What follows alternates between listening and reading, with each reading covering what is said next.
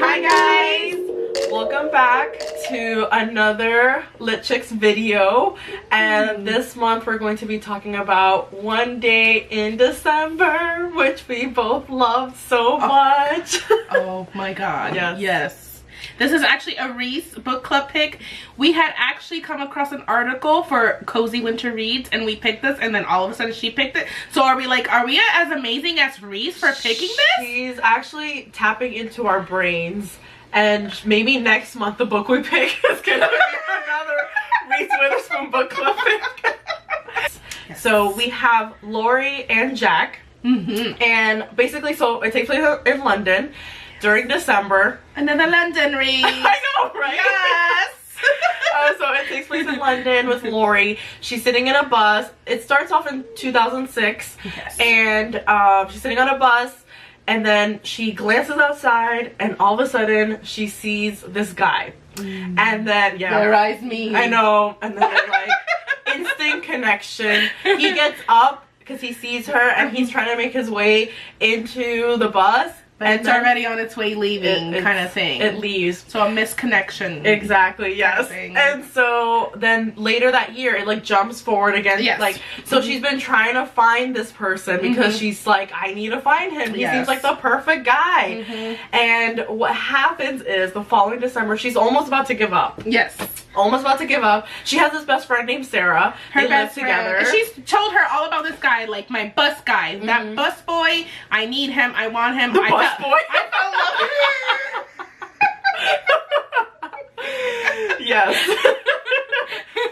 She's like, I need to find my bus boy. Is it bus man? Bus boy? I don't know. Bus stop boy. Bus stop boy. Stop boy. She's like, I need to find him. I made this connection. That is mine. He's my guy. I can tell. I felt the fireworks. I need to find this guy.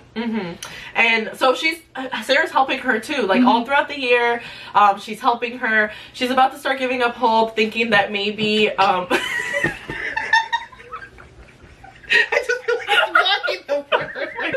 So Sarah's been helping her also look for the guy. Yes. This bus stop boy. Yes. And then they're having their annual Christmas party. And then Sarah's like, oh my god, you know, hopefully maybe this year is going to be the year that you find the guy, or this you know, will be whatever. your year. I want you to meet my boyfriend though. Yes. I just met this great guy. She stopped him in an elevator and whatnot. And elevators. Then, oh my god, they always What have. is it about elevators? So she's like, I met this guy, he's coming over, we've been dating for a couple of weeks, I think, or something like that. And she's like, okay, great, I'm gonna finally meet her boyfriend. Lo and behold, the boyfriend is bus stop guy, Jack. And even though you know it's gonna happen, like you feel it, you know it, it is just so, my heart definitely broke My for heart Lori. broke for her. My heart broke for her. She had been searching for this guy for 12 months. 12 months. That's 12 months. pretty insane. To find out that your very best friend is dating him. I know, and yes, and that's the thing. They are very best friends, like sisters. Something to point out. They have a very close relationship. Yeah, and Lori is the type of girl that she's really not selfish. Like she really is like for the other people in her life. She really wants to make sure that everyone else has like their moment and whatnot. Yeah. So she's like, I'm just not gonna say anything. And then she tries to think, does he even recognize me? Yeah. And he does. He does. You see both their dialogues throughout the year, and he recognized her right away. So that's the thing, like that's the internal struggle. And like you said, she does make a conscious decision that day, wow, my friend really likes this guy. What I'm gonna do from now on is be respectful of this, and I'm gonna let this go. Yeah. You know, this is like her attempting to like, they look happy, you know, I'm gonna be the good friend, you know. Yes. So it takes place over a 10-year span, and over that time you see them grow up and mature. You know, they're out of college, they're getting jobs. That's so good you point that out. You see them grow up. Yes, the author does a really good job of that. Yes, and honestly, I think that I found this, although it is a romance book, it's a romance book, you kind of know how it's going to end. Yes. You kind of know because it's just that kind of book. But I think it was a lot more organic than other romance books because it takes place over a longer period of time. You're able to grow with the characters. Their narrative, their narrative of their mindset, you can see how much they've matured from being impulsive young adults to now being more mid-30 adults or heading to 30. Yeah, I think they're like in their late 20s, early 30s, and then like super the decisions they're making just become more mature, more thoughtful, more this is where I am in life. The author did a very well job of just stretching them and maturing them along the line. I completely agree.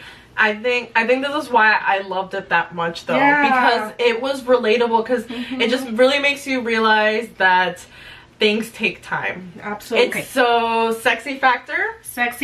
This book wasn't overtly sexy with all the sexualized speaking, innuendos, actions, but it doesn't take away from the romance at all. It doesn't. No.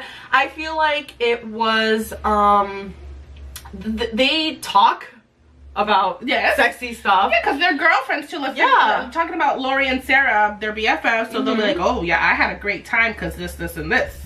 You know? Yeah, so they talk about it, and I mean, spoken about. There's times when Jack is like involved with another woman. Gosh, like, not involved like cheating. No. I'm putting that out there. You know, it's 10 year span. Like so involved with other, like, dating wise. So like it's insinuated that things happen. Oh yeah. Okay, so masculinity factor. There are 3 main guys. 3 main guys. We're talking Jack, the main love interest. Like the main guy. Main guy, okay? This is the bus stop boy, right? That's Jack. Then we have Oscar, which is a in-betweener before, or I mean after she meets Jack and she can't be with Jack. Let's just say that she finds somebody else, right? She meets someone. Oscar. And then there is someone named Luke, which there's someone later on for Sarah, Luke. So these are our 3 main guys. 3 main guys, yeah. So with Jack, I absolutely adore that the author wrote from his point of view too. Yes. I think that made it so much more, like, you got so much more from the book. You got so much more of the story. Yes, and because you see genuinely, perspective. Yeah, you see his thought process through a lot of things. And even though, again, it's a 10-year process, I feel like he was just a normal guy going through normal situations, you know. His low moments. He did. Where I was like, come on, Jack, get it together. Yes, that made me cry. Get it together. Yeah, it made me cry too. Let's talk about all the times we cried. I cried so many times.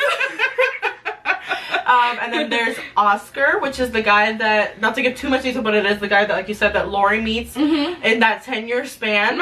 And I think people would feel like maybe he's toxic. I don't think he is. In the beginning, I would say that he was very much for Lori. He was very much brought her a lot of happiness.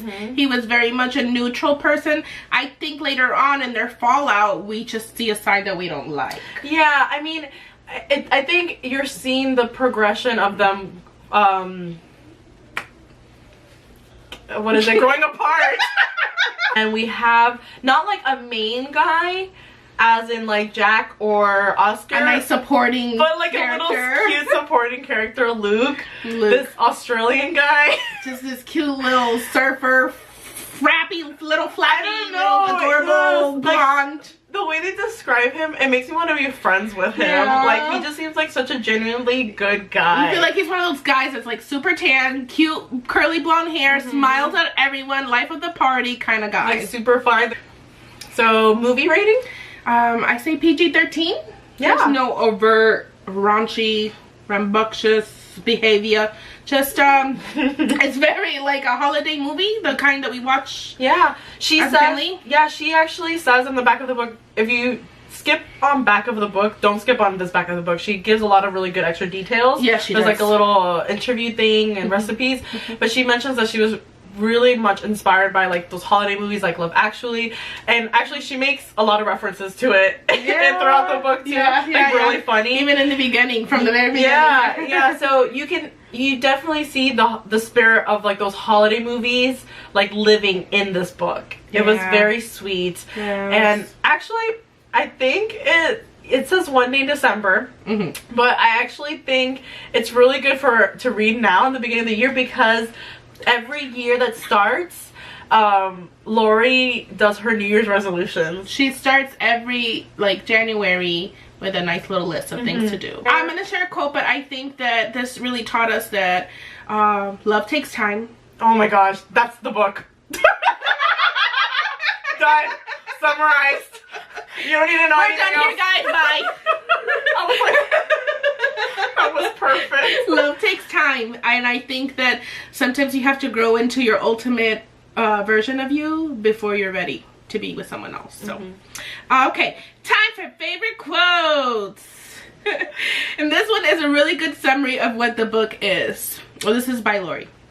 It says, if anyone ever asks if I've ever fallen in love at first sight, I shall say yes.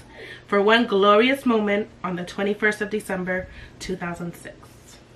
That one always, I'm getting a little bit teary-eyed again. I know! Gosh! This book made me cry so much. It did. And Me too. that quote gives me chills. Like, it's so beautiful. Yeah. And, oh. It really sums up who Lori is too. Yeah, like she's just very an authentic person, like very true to herself. Yeah. She stays true to herself throughout the whole book. So mine is, it reminded me that there are other places and there will be other times.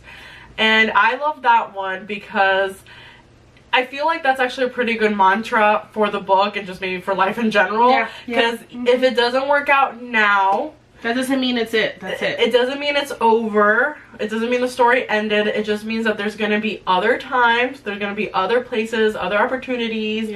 And you really see that. I think that's just why I love this book so much. Why I love that it was over a 10-year span. Because it just really shows you like this whole like overarching storyline that really encompasses, like how you said, like that love just takes time. Love takes time. Or just things in life. You know, there's also points where Lori, a big thing also is Lori's career actually. And like for the first few years, she's really struggling because she's like, I'm not doing what I'm supposed to do. I'm not living the life that I'm supposed to live. Why am I not fulfilled in my career? And you really see her grow up and realize that that's another love of her life is her career. She actually makes a decision between career and something else, you know? Like she realizes that something is not for her. And you don't really see that too often, I feel like, in books either. No. At all. Oh my gosh, no. Yeah. As I read those passages that you're talking about, I'm like, wow, this is huge for this book to do this. For the girl to choose herself and her career over love. Over this relationship that you worked hard for. You know, and I was like, damn, this author did that. She did that. She chose herself. She said, I'm sorry, you know, you've chosen you and I'm gonna choose me. So the book was great. I gave it 5 stars. I'm actually holding up 10 fingers, so I give it 10 stars. She's extra enthusiastic. 5. That's what that is, with both hands. I recommend it. Do you recommend it? I recommend this book. I say you go get it right now. And if you know me, come to my house, come get it. Yes. And it's good on audiobook too. We have friends who listened to it on audiobook and they said it was great. So audiobook, ebook, real book. Don't do the no book.